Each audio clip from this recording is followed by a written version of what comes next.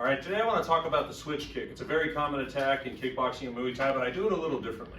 The traditional switch kick of, literally switching your stances is great and it's effective, but I also feel it's telegraphed because if you're here and someone sees that, or even if you put punches in front of it, when someone sees that hop, they know that a kick's coming. So the way that I do the switch kick pretty much lands every time, and it's a lot safer and it's a lot more higher percentage for me, so I kind of want to share it with you guys today. So, like I said, I never throw any kick naked, meaning I usually set it up with some sort of hand strike, right?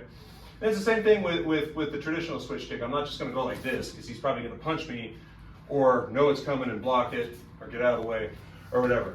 So the way I do it, instead of switching it and putting my lead foot in back and doing that hop that's telegraphed, I actually step off at an angle. So what I do is I step at a 45, and if you look, it does the same thing. It puts that foot slightly in the back, so now it's turning into a power kick, but more importantly, it's putting me out of danger, kind of, because his jab's going to miss. He can't really throw a right hand at that angle, but he can try, right?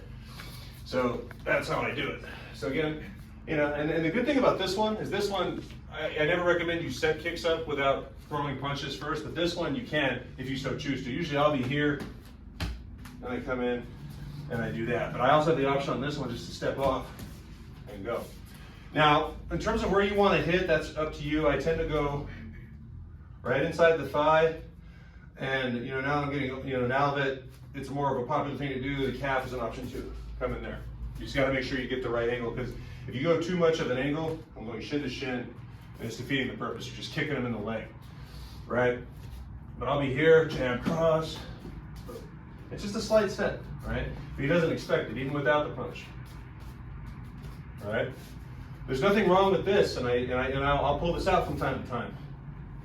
But he knows it's coming. If I'm sitting here with him, he knows it's coming. He's probably going to block it or counter it or get out of the way if he can. So again, guys, I'll show you from some different angles here. I'm here, just step, boom, right, step, boom. Okay, now if they're a southpaw, it's a little bit different because I don't want to step, because now I'm stepping into his power shots. It's a problem. So what I do with southpaws is I tend to circle extremely in front of them, and then I can I step out and back and get their lead that way. Because it's a different game. The only advantage you have is with the southpaw is you can just stay in your stance and come here and get their lead leg. Well, that's not a switch kick. But if you're dealing with a southpaw and you want a switch kick, it's a little bit different because they're still going to see this coming no matter what, right? So if I'm going to do the stepping switch kick, this isn't going to work for me. So I need to make sure I'm in front of that lead leg, right? And it's going to be hard because he's going to, let's move in the middle of the mat. If he sees me doing that, he knows I'm up to something. I'll be here, I'll be here, I'll be here.